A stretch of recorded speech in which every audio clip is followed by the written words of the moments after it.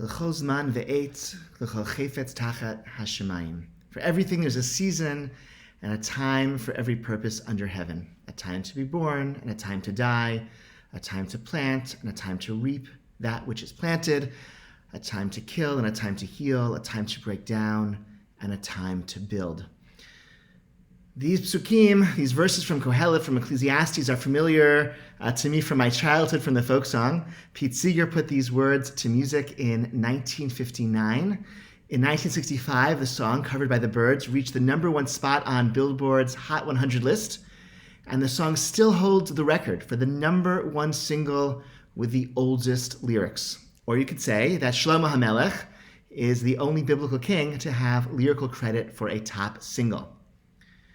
But maybe it isn't fair at all to credit King Solomon with turn, turn, turn. Pete Seeger's lyrics are based on the King James translation, and there are significant distinctions between King James and the Hebrew original, which is often the case. Whereas King James opens with an optimistic, for everything there is a season and a time for every purpose under heaven, a more faithful translation would be, everyone is in a season, for there is a time of doing each thing in this world.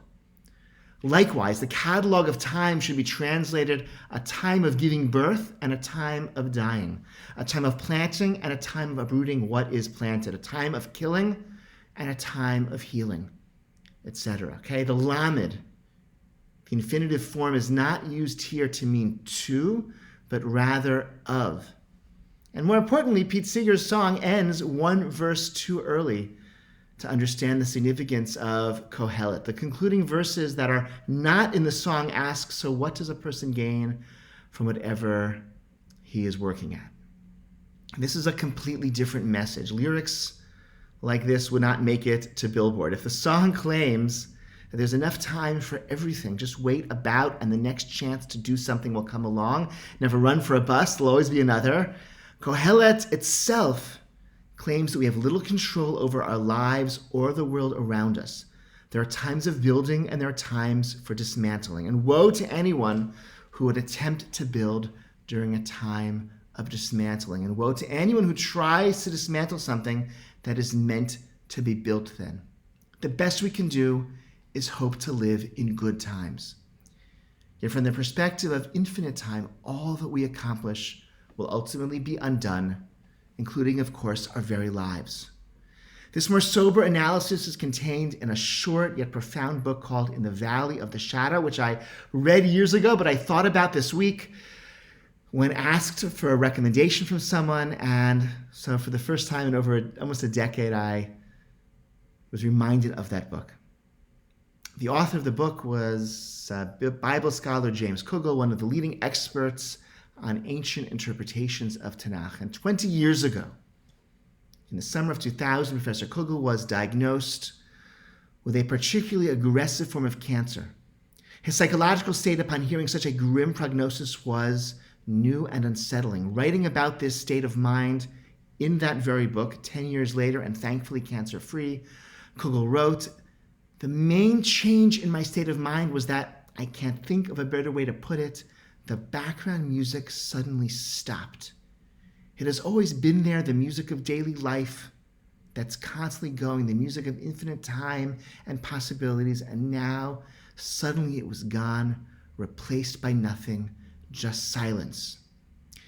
Professor Kugel resolved that should he have the chance, he would investigate that consciousness, the feeling when the background music was silenced. And that investigation became the book, In the Valley of the Shadow.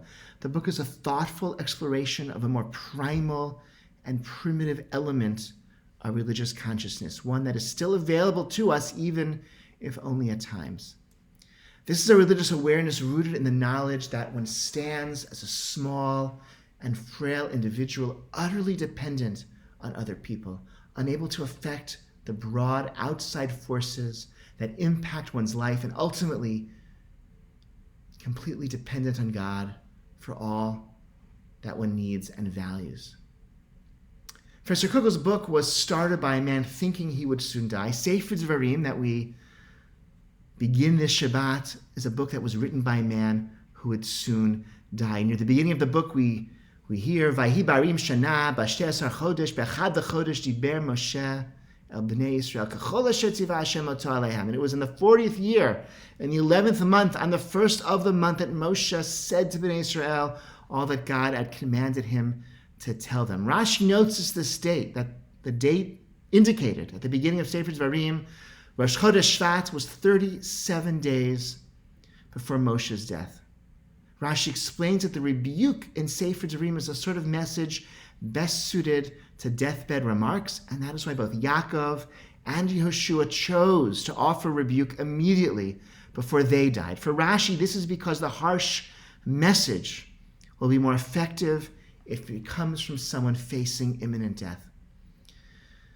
However, there might be another reason why the content of Sefer Devarim was revealed and shared so soon prior to Moshe's death.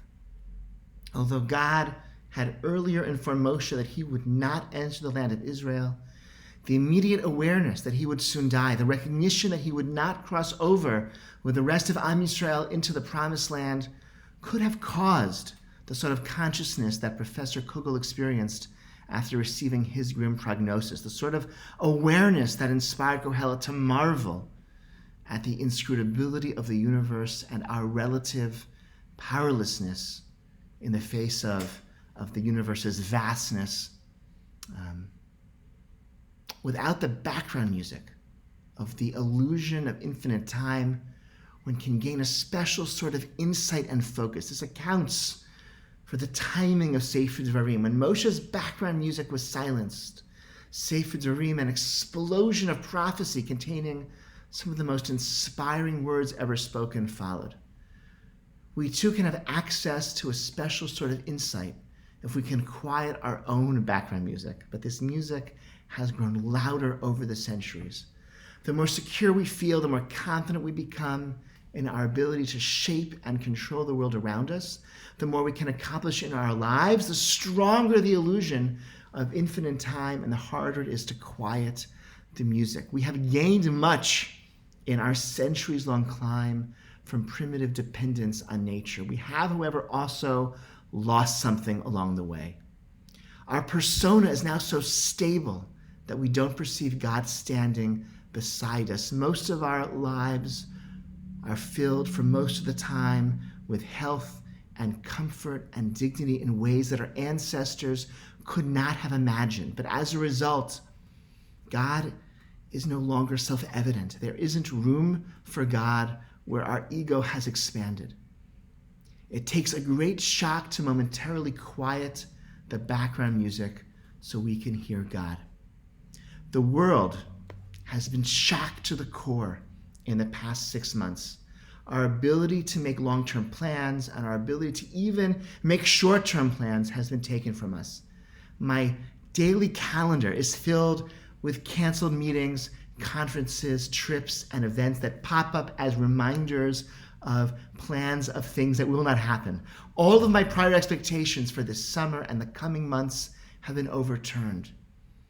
And while I'm grateful beyond words for my own personal good health, I'm utterly shaken by the recognition that billions of other human beings join me in a common experience of fear and uncertainty.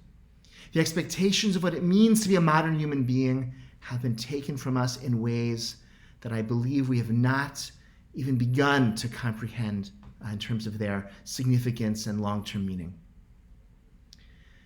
Tonight, or Motzei Shabbat, begins Shavua Shechalbo, the intermediate days leading up to Tisha B'Av, the week in which Tisha B'Av occurs.